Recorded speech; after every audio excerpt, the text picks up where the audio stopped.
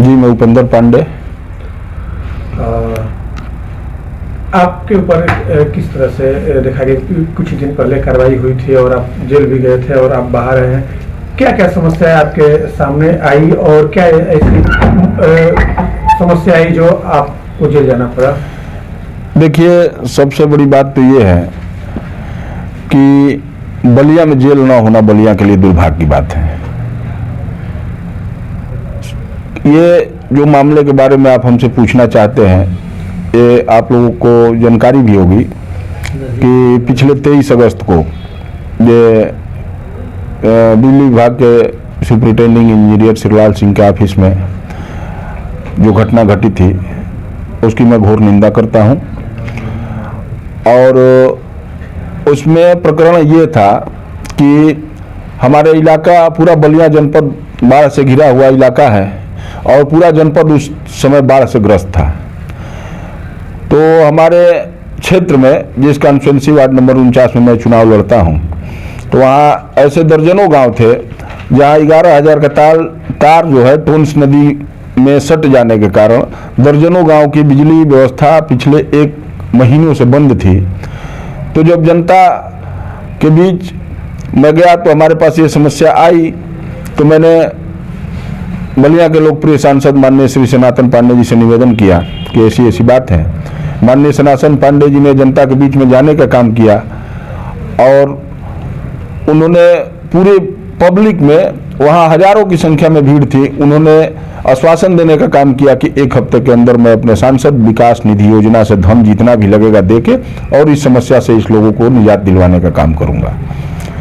उसी पर्पज से एस्टीमेट वगैरह विभाग ने बना के दिया। उसी संबंध में हम पहले से बैठे थे वहाँ अधीक्षण अभियंता के ऑफिस में। उसके बाद वो जो भी घटना हुई वो अशोभनीय घटना थी, उसकी मैं पहले भी निंदा करता था, अभी भी निंदा करता हूँ।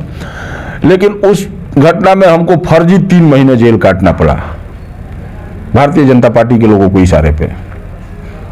क्या समस्या है ये? आप जेल में जाने के बाद आपके साथ किस तरह की समस्याएं आपने देखा, जेल की स्थिति क्या? देखिए, जेल में जाने के बाद तो सबसे बड़ी समस्या ये है कि बलिया में जेल का न होना है।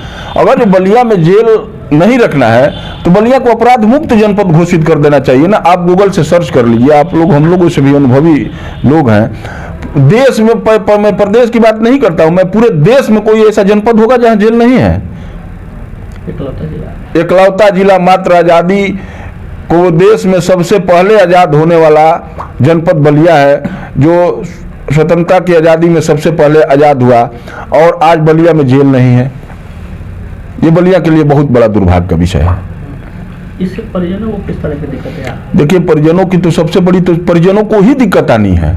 जो भी शुभचिंतक परिवार के लोग, हित नात रिश्तेदार जो भी अपने लोगों से जेल में मिलने जाते हैं, उनको सुबह 6 बजे जाना पड़ता है और रात को शाम को 6 बजे 7 बजे जेल से मिल के वापस आते हैं। और सबसे बड़ी बात यह है कि यहाँ से 100 किलोमीटर 90 किलोमीटर दूर जेल है, जिसकी आर्थिक स्थिति कमजोर होगी तो वो अपने कैदियों से या परिवार के लोगों से मिलने के लिए फल फ्रूट क्या ले जाएगा? उसको तो किराया भाड़ा ही जुटाना मुश्किल हो जाएगा।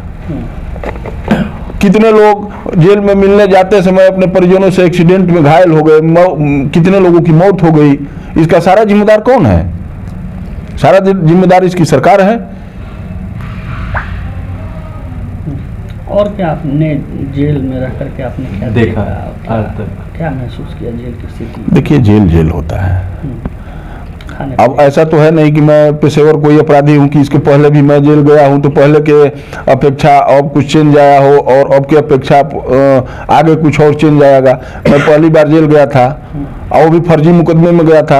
अगर जो इंसान कुछ करके जाता है तो उसको समझ में आता है कि हाँ भाई, अब तो हम तो इसी से परेशान थे कि भाई जब हमारे जैसे जनहित में काम करने वाले लोगों को ऊपर इस तरफ की फर्जी मुकदमाएं लगाकर और फर्जी तरीके से जेल में बंद कर दिया जाएगा तो आम नौजवानों के साथ ही क्या होगा? खाने पीने की कैसी हुई जेल में? अब खाने पीने की स्थिति देखिए, जेल में भी वहाँ कैंटीन चलता है और बहुत ज़्यादा इन सब चक्करों में हम लोगों को कोई मतलब था नहीं। अपना समय से खाने पीने का इंतजाम जो भी था अपना हम लोग अपना रहते थे, खाते थे, पीते थे, कोई दिक्कत परेशानी नहीं थी। परिवार के लोग, मुलाकात का ही इतना दौड़ था, चूंकि सामाजिक कार्य के लिए हम लोग गए थे, तो हम 87 दिन जेल में रहे। 87 दिन में हमें लग रहा है कि 50-60 दिन हमसे मिलने